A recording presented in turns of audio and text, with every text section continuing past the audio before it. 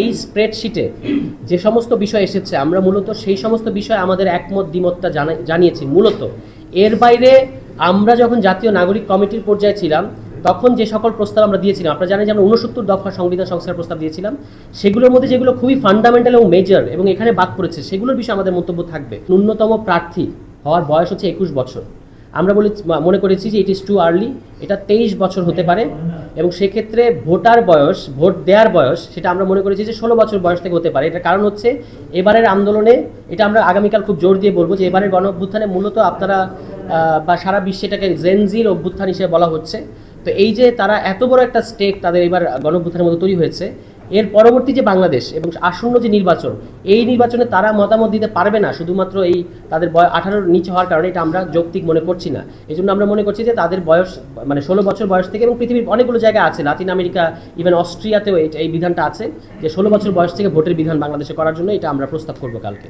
যে পুলিশ সংস্কারের মতো একটা সবচেয়ে গুরুত্বপূর্ণ সংস্কার এই মুহূর্তে, এবং আমরা কিন্তু বলেছি যে এই যে যতগুলো সংস্কার হচ্ছে তার মধ্যে 1 নম্বর প্রায়োরিটি দিয়ে সরকারের উচিত ছিল পুলিশ সংস্কারটা করা, কারণ আপনারা দেখতে পাচ্ছেন পুলিশের কী অবস্থা। তো পুলিশ সংস্কার কমিশন রিপোর্টটা তো আমরা পাই নাই, এবং তারা পুলিশ নাকি মনে করেছেন যে এটা তারাই আলোচনা করে নিতে পারবেন। এই সব বিষয়ে আমরা জানতে চাইবো কমিশনের কাছে, এবং ওইটা তাদের ইয়েটা দেখার আগ পর্যন্ত আমরা এই বিষয়টা কিছু বলতে পারছি না।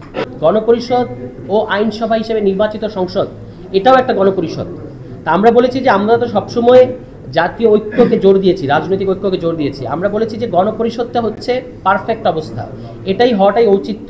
তবে যে গণপরিষদটা আগামী নির্বাচনটা গণপরিষদ, এখনও কিন্তু আমরা বলছি যে আগামী নির্বাচনটা গণপরিষদ নির্বাচন হওয়া দরকার, যে গণপরিষদটা নির্ধারিত সময় পরে, আপনি 120 দিন, 140 দিন, কিংবা এটা 6 মাস হতে পারে, একটা নির্দিষ্ট সময়ে তার মানে সংবিধান সম্পর্কিত কাজটা শেষ হওয়ার পরে তারা আইনসভায় পরিণত হবে।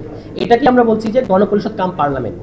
72 সংবিধান নিয়ে তো আমরা বলেছি যে আমরা মনে করি যে এই সংবিধান আর কার্যকর নাই এই গণ অভ্যুত্থানের পরে। যদিও এটা একটা প্রশ্ন আসে যে এই সরকার তো সংবিধানের মধ্য দিয়ে শপথ নিয়েছে, কিন্তু আমরা মনে করি যে এটা একটা টেকনিক্যাল ব্যাপার। আসলে এই সংবিধানটা এখন প্রাধান্য পাচ্ছে না সরকার পরিচালনার ক্ষেত্রে।